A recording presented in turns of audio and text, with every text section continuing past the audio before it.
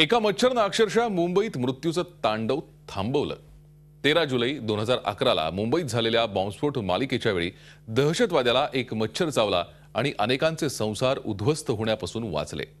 हा मच्छर दहशतवाद्यांसाठी कर्दनकाळ ठरला, त्यामुळे मुंबईकरांसाठी तो वरदान ठरला। मुंबईकरांसाठी मच्छर जीवघेणा ठरला, तसा तो दहशतवाद्यांचाही कर्दनकाळ बनला। या मच्छरमुळे अनेकांचे प्राण वाचले।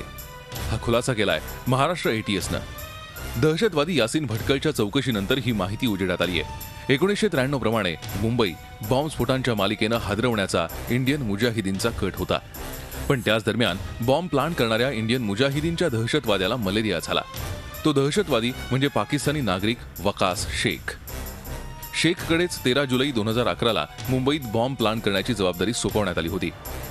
13 जुलैला मुंबईत दादर, झवेरी बाजार आणि ओपेरा हाऊसमध्ये सलग 3 बॉम्बस्फोट झाले, पण यापेक्षाही मोठा घातपात घडवण्याचा कट होता, अशी माहिती यासीन भटकळच्या चौकशीतून समोर आली आहे। दादरचं सिद्धिविनायक मंदिर, Dadar TT market, ST bus stand आणि स्वामीनारायण मंदिराशिवाय अंधेरी पश्चिमेला असलेलं McDonald's, Juhu beach, Colaba market आणि नळ बाजाराचीही रेकी करण्यात आली होती। एवढंच नव्हे तर मुंबई पोलीस आयुक्तांचं कार्यालय आणि महाराष्ट्र ATSचं ऑफिसही दहशतवाद्यांच्या टार्गेटवर होतं।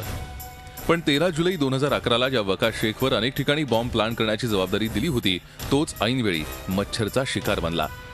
मलेरियामुळे तो पुरता बेजार झाला, त्याला अखेर रुग्णालयात दाखल करावं लागलं। त्यामुळे दहशतवाद्यांकडे वेळ फार कमी होता। त्यांनी प्लॅन B नुसार 4 ठिकाणी बॉम्ब पेरले, त्यापैकी 3 फुटले, मात्र एक बॉम्ब तांत्रिक चुकीमुळे फुटलाच नाही। या 3 बॉम्बस्फोटांमध्ये 21 जण ठार, 133 जण जखमी झाले।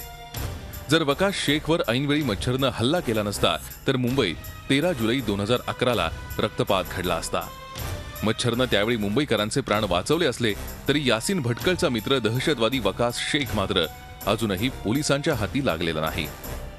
Rakesh Trivedi, Zee media, Mumbai. Zee 24 तास रहा एक पाऊल पुढे।